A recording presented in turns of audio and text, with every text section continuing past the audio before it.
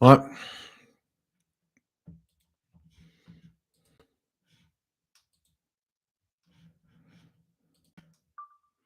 Uh, no, I mean, not an awful lot to. All right, there's a couple of things I'll discuss. There's a couple of things about this game I'll discuss up front. I'm very happy we didn't lose again. I'm very happy we didn't lose our 20th record-breaking Premier League game to them.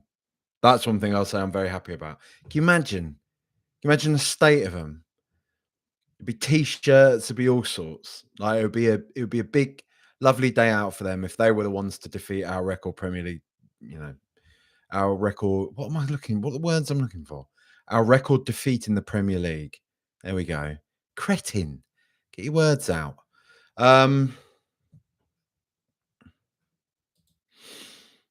So we'll talk about it. We can say that. That's good. It's good we didn't lose to West Ham. I mean, let's be real. Like, what an awful, awful game of football that was.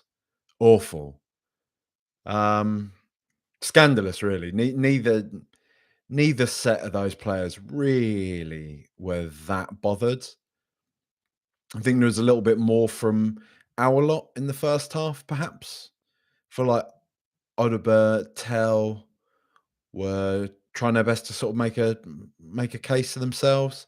But Richarlison looked, as much as I've dug him out and all that sort of thing, I thought he looked fairly bright again.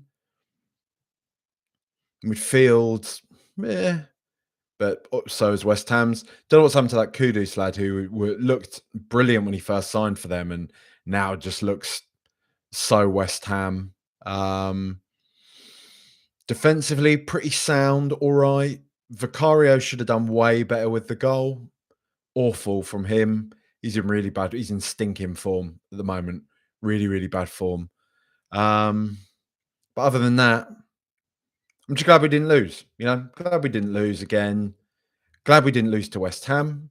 Glad we didn't give them their happy ending, if you like, to our miserable season. At least we finished above Spurs. At least we beat them. At least we inflicted their record defeat upon them. All that sort of thing, right? Do you know what I mean? That's something to take from this.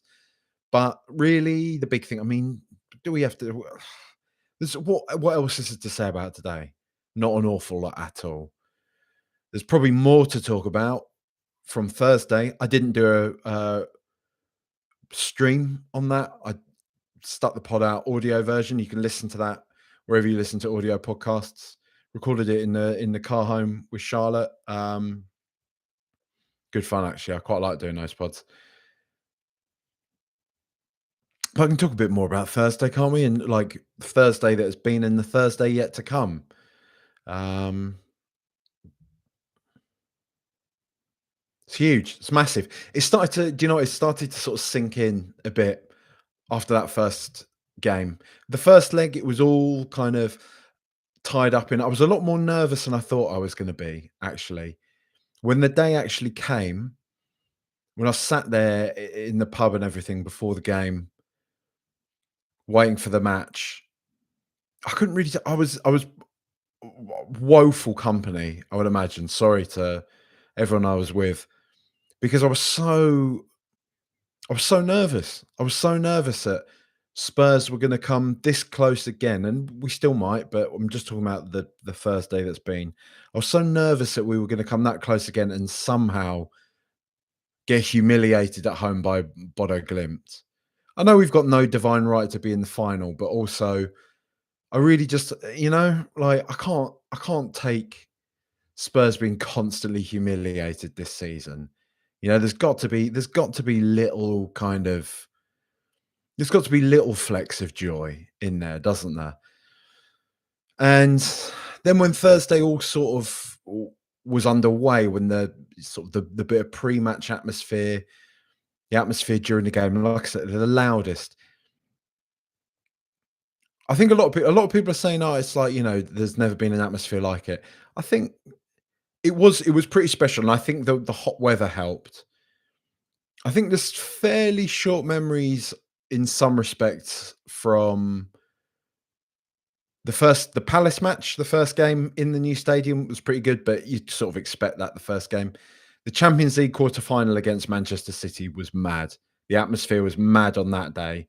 So I think there's a bit of recency bias to kind of forget that one because that was an epic game, really huge, bigger than the Ajax game actually, which is I don't know why. Maybe it's 'cause it's English opposition or something.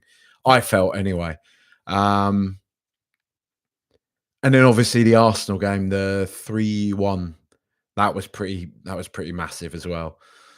But the tifo was great, the atmosphere was great, and as I was saying at that time, like looking around the ground, hot weather, people in colours, which I know it's kind of people find it a bit lame, but it is quite cool. It is quite cool seeing the stadium all decked out, everybody in colours. I've got to say that, like, it is quite cool, and you're suddenly like, it makes you realise like why. I don't know. I think that's an added edge. I think that's an added edge a lot of continental teams have over English teams. I think in kind of English culture, we don't really do. We find colours a bit lame, other than Arsenal. We find colours a bit lame at grounds, don't we? For the most part, it's just one of those things. I don't know what it is. I don't know if it's kind of the way in which casuals culture, terrace cultures merged in with football so much. A lot of people wanting to be aspirationally a bit naughty, like even though they're not. Do you know what I mean? We're all their finest clobber out to the football, all that sort of thing. But when I was there, I was looking around, I was like, this feels historic, this feels massive, and this is what this stadium needs more of. This is what this ground was built for. Because I've been as sort of scathing of the new ground as much as anybody. But that a European semi-final, looking around that huge ground, all decked out in white, the atmosphere rocking, made you realise that that's what that stadium's built for. This is the kind of fixture I used to watch on TV growing up in one of the huge sort of European cathedrals of football. An AC Milan, a Juventus, a Barcelona, a Dortmund, a whoever, huge stadiums all filled, all the fans decked out in colours, everyone's singing. And then we were suddenly that team. We were that club. We were doing that. And it was cool. It was really nice. And obviously it was such a high scoring so early.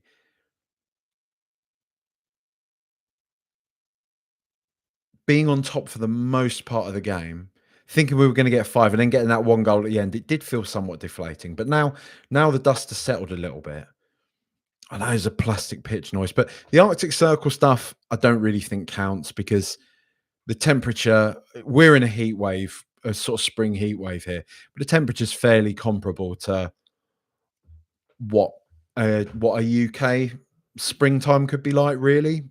9, 10 degrees, fine. Do you know what I mean? They're not building snowmen out there, as my Buduglimp friend said to me as I was walking down the high road at the end. And plastic pitch, yeah, but whatever. I know they might have a couple of players come back from injury, but there wasn't an awful lot about Buduglimp that scared me the other day. And just fully focused on that really. Today is what it is, isn't it? We didn't lose, and I dare say I'd be a bit more, frustrated if we had lost today. Were West Ham rubbing it in our faces? But they're not, you know? They're not. And then it's a final, most likely against Manchester United, but not guaranteed. You know, mad things happen in European games. We know that ourselves. But most likely against Manchester United. And then it's a final. Anything can happen. I'm not downbeat about that at all. I'm not downbeat about the prospect of Manchester United in a final. We'll see. A few comments coming through. Let's see what some of the comments are saying. Demenstre says, I really hope Madison isn't out for the season because I don't want to see Kulusevski or Sarr play in the Europa League. Paul O'Keefe, everybody knows Paul O'Keefe, said before the game that Spurs are very worried about James Maddison. Very worried about his knee. I'm not saying Paul's making anything up, but maybe whoever's feeding him intel just, you know, is trying to keep Booty Glimpse on their toes. I don't know. It did look pretty bad from where I was sat the other night. He hobbled off. He looked in considerable amounts of pain. Really frustrating because it was one of those performances from him the other night that I feel that he hasn't given us enough of, and maybe he needs that sort of platform. Maybe he needs those big games. I seem to recall when Leicester won the FA Cup, he was really, really good in that game against Chelsea as well. I want to say so. Maybe he's just maybe he's his ego. You know, that type of player. He needs those type of big occasions. He finds it harder to turn out in those sort of the lesser fixtures, if you like. Kulusevski, I think Kulusevski, he's been terrible. Don't get me wrong. He's been awful since he's come back from injury and everything, but he's had a fairly big sort of layoff. He just doesn't look fit. That's the thing. Hopefully he'll get fit in time for the final and he can be more effective. As for Sarr, he's sort of in and out of the team, isn't he? In and out of the team.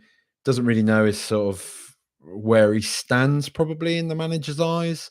I don't know. I'm making excuses for him because I like him probably. Um, but I'm not looking to write off Papsar anytime soon. He's young, he's learning. There'll be sort of forks in the road, won't there?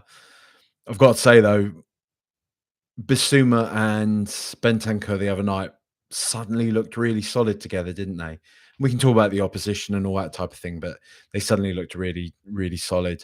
Um, I know I'm sure we sort of probably have to manage Bentancur's minutes because of his knees and all that sort of thing. But it's a shame we didn't get to see them again today to just sort of, work on their partnership a bit more. Alan Leslie says to Darius to snooze. Yeah, I mean, honestly, look at if anybody watching this, look at my eyes. I genuinely was nodding off a bit watching that. It was uneventful to say the least, wasn't it? Lucan says Ajayi should have come on. Scarlett could have been on the bench, then brought on. Other than that, couldn't care less. It's funny, isn't it? It's funny. There's been a few games, hasn't there, when we've had 2-3 keepers on the bench. But no Ajayi, no Dane Scarlett. I just don't really get it. Don't really get what these sort of lads can do to him when they. I don't know. We don't know, do we? We don't know. So it's simply that's all we can say. We can say it from the outside. We want to see him. I've found like the past few years when Dane Scarlett's been coming onto the pitch, he's been looking better and better. He's been looking like he's sort of been improving. He's definitely bulking up. I mean, that's partly his age, isn't it? He's becoming a man. Don't know. Laren Deb says they didn't want to play. Period. Maybe. JM says at least we'll never get linked to Graham Potter again. Well, he was trying his best, wasn't he, through the press conference, saying he hopes that Spurs win the Europa League, which has not gone down very well with the West Ham fans. Maybe a silent "come get me" plea to Daniel Levy. I'm sorry, all is forgiven. I'm sorry. Oh, beg your pardon. See, that's the effect. That's what Spurs have done to me. I'm sorry that I turned you down, that I felt that I was above you at one point, Tottenham Hotspur Football Club. I'm very, very much eager and willing and keen to now be a manager. I don't think so, Graham. I don't think so. It's funny, isn't it? What's that old Brighton Italian manager? De Zerbi, wasn't it? What's he doing now? What's De Zerbi? I think he went to the Serie A, didn't he? Oh no, Olympique Marseille. What's he saying? Okay. So from Foot Boom, there's an article saying Roberto De Zerbi, a fiery coach igniting passion at Marseille.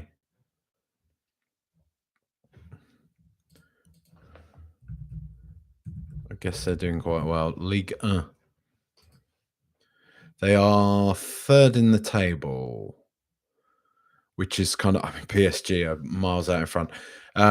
Third, that's sort of par for Marseille, isn't it? Really, Monaco are back in the mix again as well nowadays. Lyon. I've got to say, right, I do have to say, when I look at Liga, we're always calling it a farmers league and stuff. People always make fun of Liga. It's actually all right. I've got to say, like, there's quite a few fairly decent teams in there. Actually, I think it's probably unfair to call it a farmers league.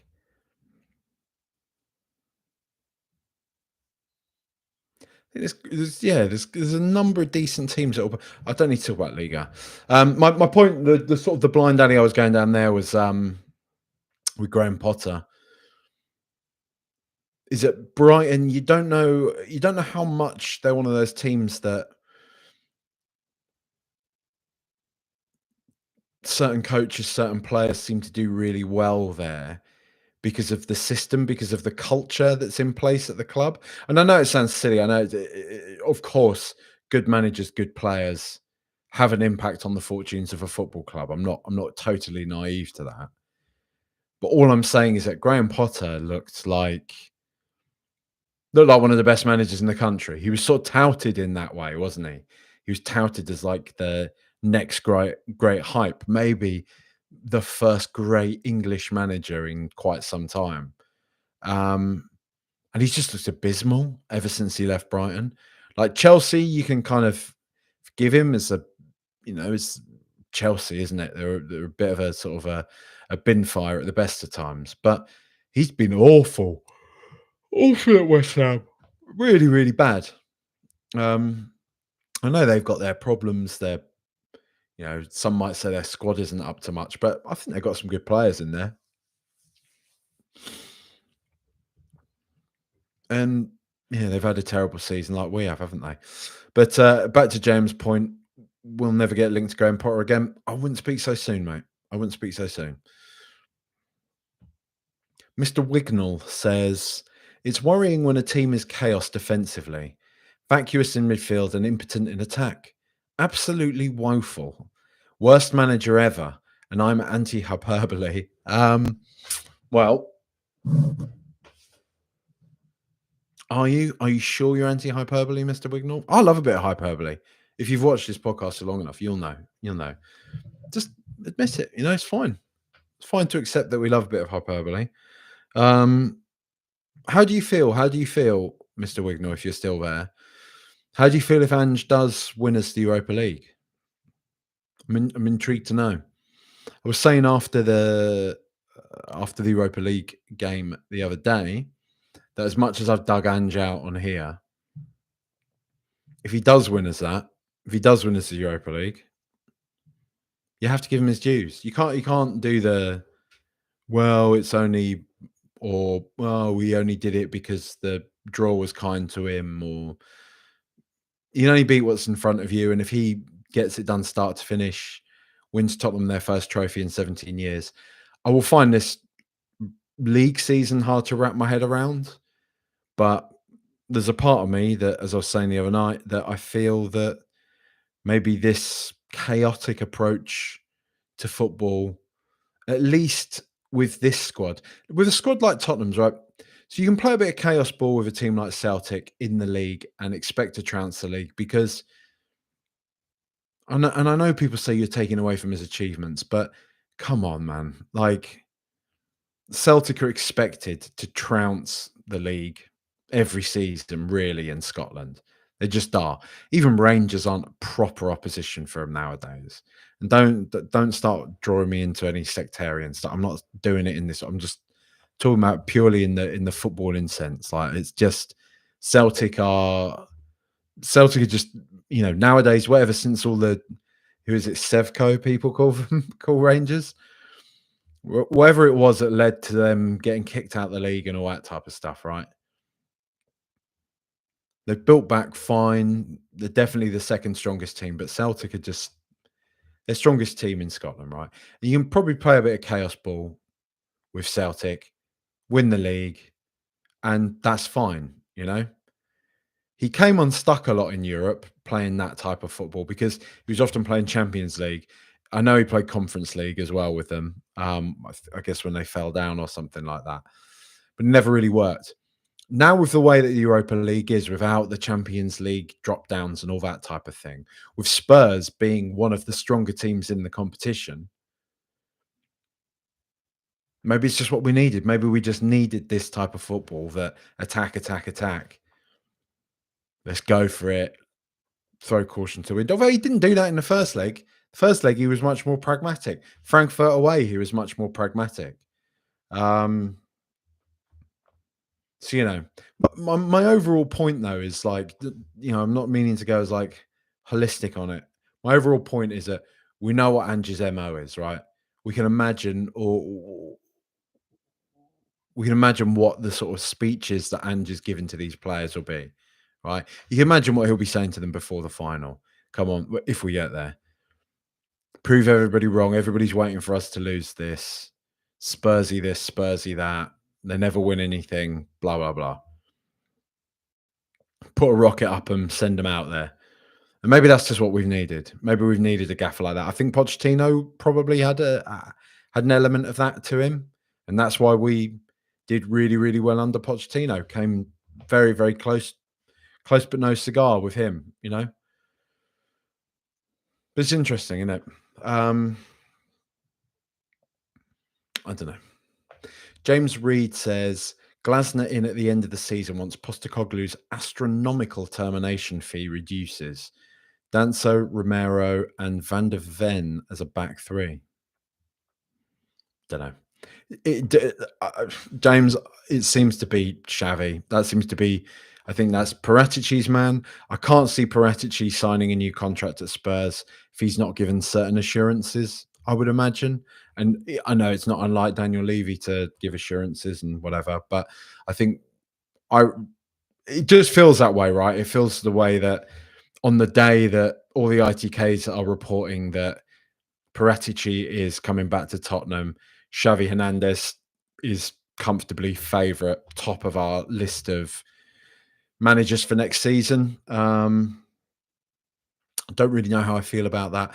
Maybe it was a month or so ago now, ish, on Ben Bowman's pod. Ben Bowman and Seb, not Seb Stafford, Seb Talks Football or something, I think he's called. I'm not trying to be a knob, I'm just saying. So Ben Bowman's pod and Seb, they had Lily White Lab on there, and they were having a good chat about various different managerial candidates for Tottenham. And I don't think Lily White Lab Kish was that hot on Xavi Hernandez. So I don't honestly, I don't know enough about him. I know he was an incredible footballer. I know he struggled at Barcelona as a manager, but Barcelona were not in a particularly great place at that point. I mean, I wanted to say Luis Enrique struggled at Barcelona, but didn't he win? Did he win a Champions League with Barcelona? He won something with Barcelona, didn't he?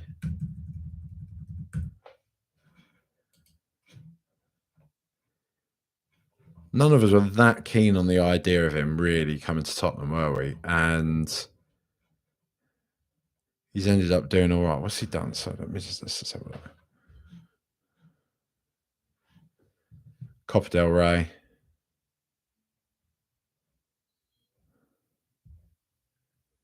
Wait, did he? I can't see it.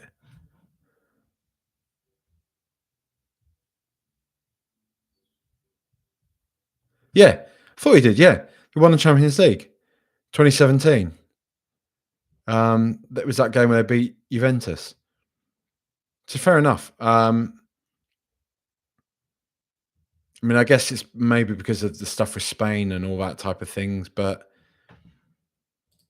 it's probably also worth remembering that Luis Enrique went through probably one of the biggest horrors imaginable in his personal life, I would say, around that sort of time. So, how much of an impact that's had on him, and he's probably, had to spend some time building himself back up in many ways. He's doing all right at PSG, isn't he? Let's hope he continues that for the time being, at least. Xavi Hernandez, though, no idea. No idea what he's like, what his type of football is. I'd imagine it's very similar to, you know, many of the La Masia products, Barcelona type of football, but he apparently fancies quite a few of our players. Apparently, Lucas Bergvall, especially, he's a big fan of. So, who knows? But don't need to talk about that now yet, per se. Really, I don't think. K9 McGurn one says, "Nice to see Mikey Moore. I know we shouldn't pry with a 17-year-old, but have we heard what kept him out for so long? Like you say, mate, 17 years. I think look, there's lots of different things that have gone around. I mean, one of them is like there's a particularly strong sense of what kept him out. I think from what people have said, but I don't know. I don't know. I have no actual intel on that, so I'm not going to sit here and just kind of say that this is what happened to this literal child. Do you know what I mean? Let's just be let's just say we're happy that he's back now. And he looked pretty bright when he came on, didn't he, for a bit? He looked quite good, I thought.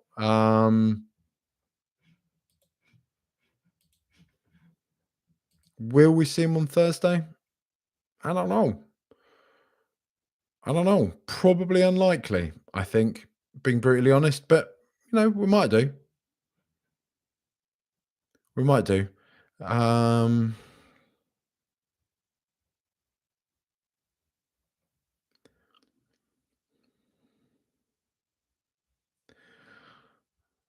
Lauren Deb has also said Voodoo don't lose on their own turf. It's not entirely true. I think they have lost a few games on there. I think Karabag maybe beat them this season there. So they're a good side, but they've still got to beat us 2 goals without reply if we're not talking about extra time. I can see us scoring at least a goal out there. We'll see. I don't know.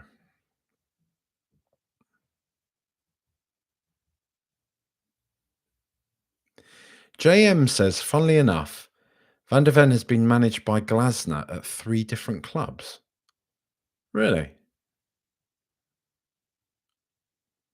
Hmm. I'll take your word for it, mate. I'll take your word for it.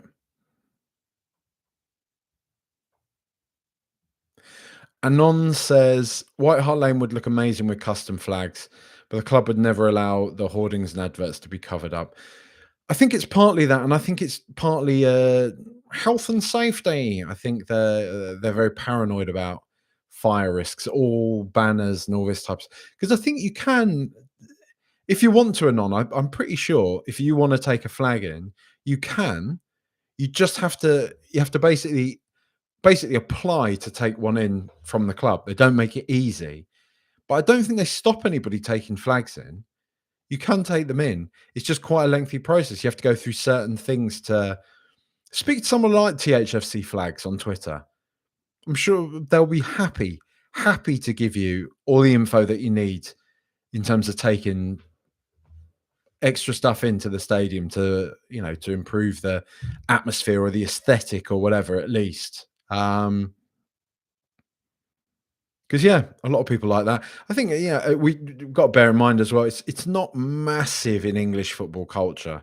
Like Liverpool do it, but as they're quick to tell everybody, they're Scouse, not English. Sort of in their own microcosm up there, and they've sort of, I think that sort of harks back to them being like a club with huge European pedigree. They're kind of learning from the huge sides I'd imagine that they've faced down the years in European competition and applying those sort of learnings to their own supporter base and all that sort of thing. It's quite a nice evolution. And I know people are loath to give Liverpool and the fan base any sort of praise or whatever, but There are certain days when Anfield is rocking and it looks amazing. I don't getting too old to be asked to deny stuff that is true because it just does.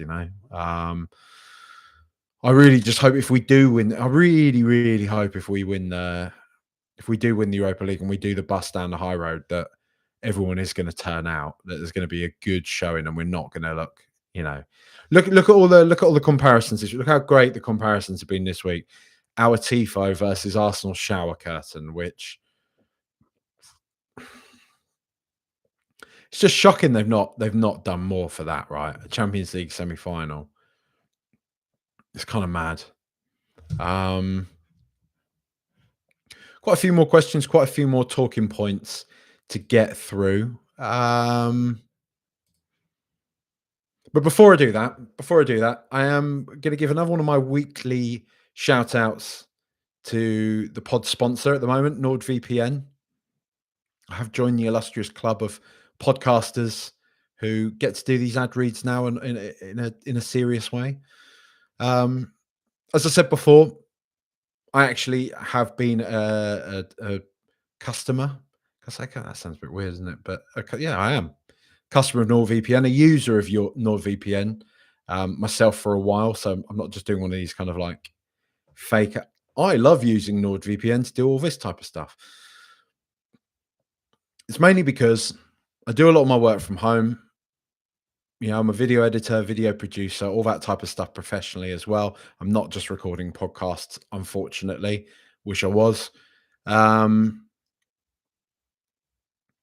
I'm out and about, I like to know that all of my data is secure, basically. Have a read up into accessing public hotspots and all that type of thing, like the way in which people can do bad things to your data. And I'm not just trying to be a scaremonger here, but with stuff like NordVPN, you can avoid all of that.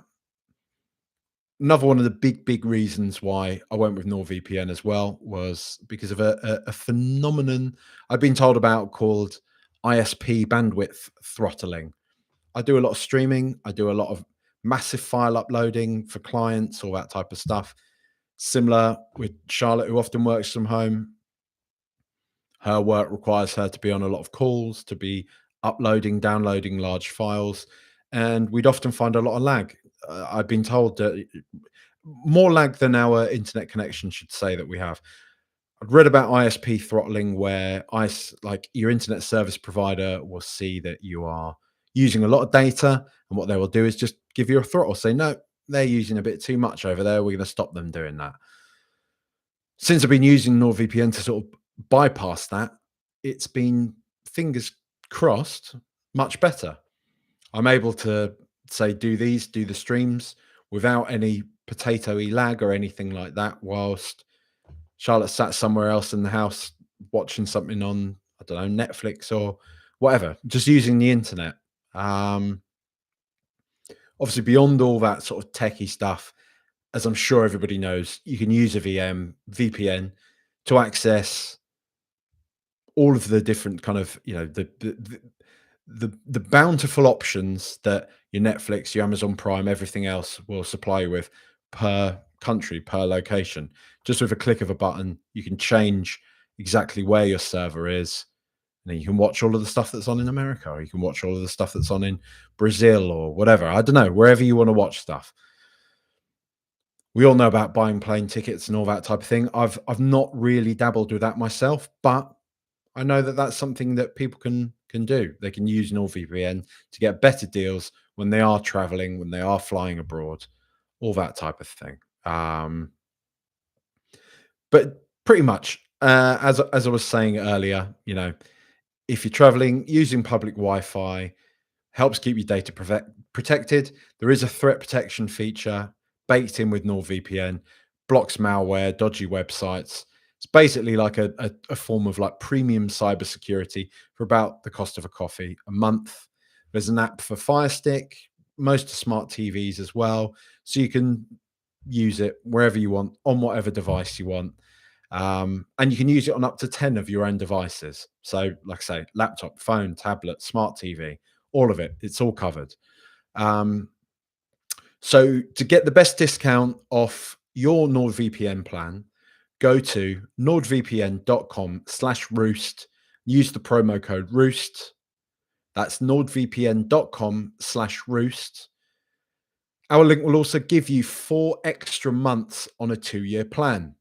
There's no risk with Nord's 30-day money-back guarantee, and there'll be a link in the episode description box. So you'll be able to get access to that there. Yeah, so get on it. Get on NordVPN. Go on. Support the show. Support the show. Visit NordVPN. Do it. You know, loads of you do it anyway, so just do it through mine. Don't do it through the other podcasts. Like, no, I'm not going to start taking food away from other people. So when people do get angry, isn't it? I see some of the more comments. Grant Echo Sonic says, if the second leg goes like the first, the final in Spain will be us against another English team who plays in red. Yeah, I know, but yeah, it's very different end of the scale at this point now, isn't it, compared to what it was? Richie Coys says, ever seen such a nothing game? Even the even the 52% didn't seem bothered. No, it was an instantly forgettable game. Definitely perfect for the moniker El Crapico, wasn't it? Really. Kenan McGurner said in response to my earlier point, I feel that managers putting multiple goalies on the bench is a message to the board about a lack of depth. Probably, yeah. Jake Sanders says, afternoon. Afternoon. How are you? Exus Bausp says, Ange is going to take us to May 21st. It is what it is. I'll back him, then hope to get better in June or whatever. There's still there is no. It's actually got like I was going to say there is that little bit of me that's not convinced that he will go if we win the Europa League. But I think with Xavi coming in, not with Xavi, obviously if Xavi came in, I think with Paratici coming back in, I think that probably means that Ange is done for. Stephen King says, quality game. Managed to stay awake throughout. No mean feat. I think you were being a bit facetious there with the first bit, weren't you, Stephen? He also says, Kulu is well off it. Not sure he's the Maddison replacement for Europa. Might surprise you. Maybe he'll choose one of those Europa games just to suddenly remember who he is to come back. Aussie Ange. Bet this will be a nice balanced opinion. Aussie Ange says, not a bad result today. 2 games unbeaten. Let's make it 3 on Thursday. Europa is coming. And then Ange can win a Champions League whisper. Let's take it down a notch. Let's just focus on the Europa League for now, Aussie Ange. Let's hope he does. Any Aussies, if there are any Aussies watching, Aussie Ange, are you an Aussie? I don't know. If there are any Aussies watching, what's it like? What's it like out in Australia at the moment in terms of is there much reporting on Ange, on the Europa League, on what he might be on the verge of doing at Spurs? Be interesting to know.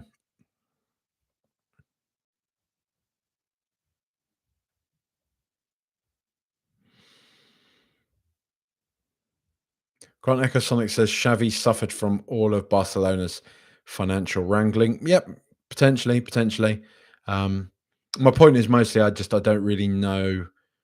Like I say, I'm guessing he plays fairly standard. I am a complete student of Barcelona type football, so maybe it's that. Hubu says Xavi got Barca's defense very tight on a budget. Interesting. Zeus Baus also says, are there really people who wouldn't have Xavi? I'd take him. Maybe. Julian Big, hello, says, we'll need Dancer on the pitch Thursday. Thank God I go on holiday that morning. Kind of hoping I struggle to find a TV in Palermo. I bet I bloody do, though. We all need a huge faith injection. We do. Enjoy your holiday, mate. Palermo, that's Sicily, isn't it? Watch yourself out there, mate.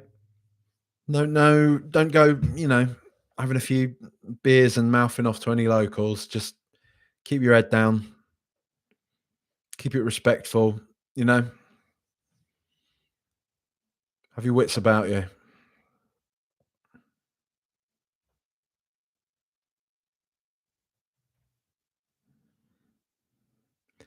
Um, Darren is saying that Ange has just said it's not looking promising in regarding to Madison's injury.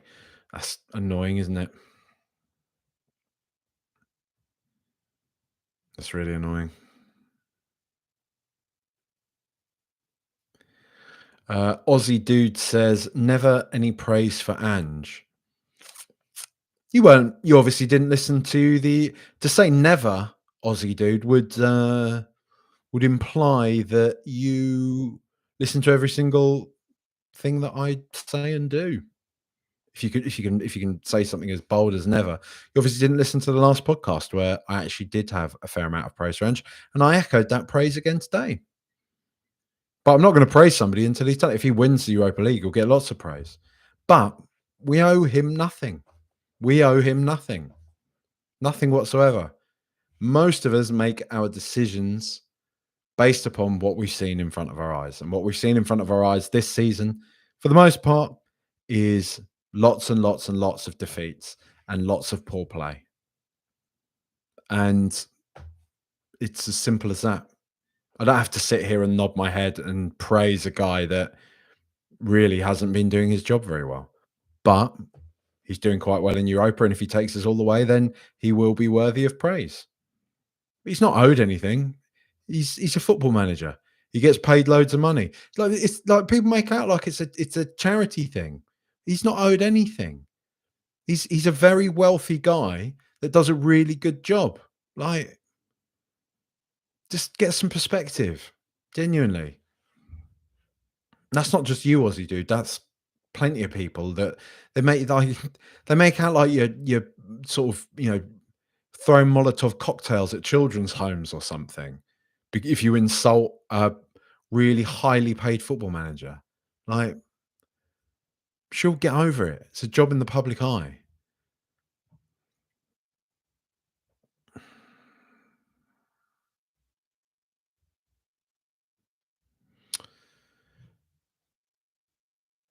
Pieman 018 says West Ham didn't show up in their cup final.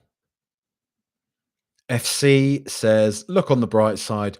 We're one step closer to seeing Ange out the door. I'm not talking about things like that at the moment, or else Aussie dude will get angry at me. Do a quick whistle stop of the players. Julian Vicario, just not very good, was he? At fault for the goal. Hasn't been very good for large parts of the season. I thought Gray was good. There's, I don't know, somebody like, who was it? I think Ricky on Fighting Cock the other day was going on about there's some graphic that's been doing the rounds that says that Archie Gray has been statistically the worst player in the Premier League this season or something. Not having that. Absolutely not having that.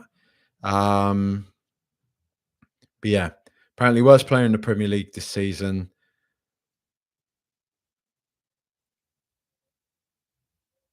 There's been a lot put on him this year. Like, just bin that off. He's a very talented, really good player. I'm not having it. Danso, yeah, I'm trying to keep my powder a bit dry on him. I went sort of big on Kev when he first came in because I thought he looked really promising. I'm not digging him out. I'm not trying to say that he's hasn't got potential and stuff. I would say the past few games, and he is coming back from injury, so but I'd say the past few games have sort of tempered my hype around him a little bit. Sometimes I feel like there's just this tiny element of him looking a bit lost at sea, but he was fine today for the most part. Ben Davis, all right. I thought today really don't really know what he got a yellow card for, if I'm brutally honest. Jed Spence, decent enough performance. I thought he was trying, but I feel like his head has maybe gone a bit now since he's been dropped from the team. It's a weird one. I don't really know what's going on there. Such a shame because we saw the level that he was capable of. Maybe, hopefully, if a new manager comes in, he'll be able to win back some trust and get a clean slate. But it feels like you know, the redemption. I can't even say it. I can write it out and it looks quite good. Redemption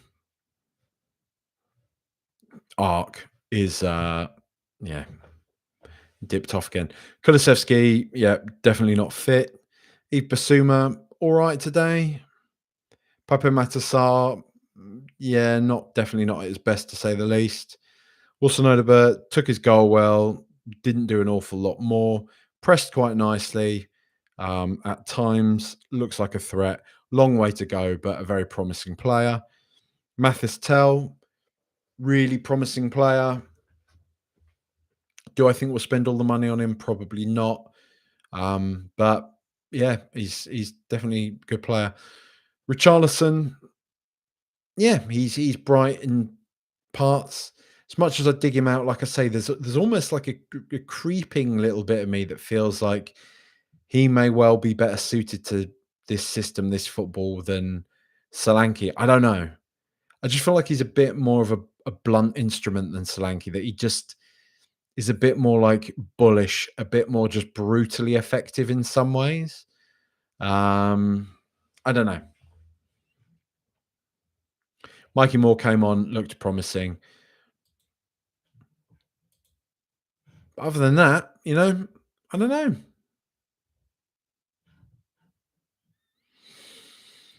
We didn't lose again. We didn't lose again. We didn't lose to West Ham. We didn't let them have the joy and all that type of thing. So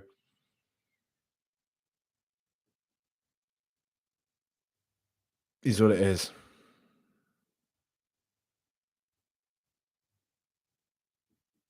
I think that's enough for one day. I think that's enough. There's not a lot more to talk about, is there? Let's be real. Um, thank you everybody for supporting the show. You can get more on Patreon, patreon.com/RTR pods. Remember, as I said, the pod was today sponsored by NordVPN. NordVPN.com/Roost. Use the promo code Roost. Link will be in the description.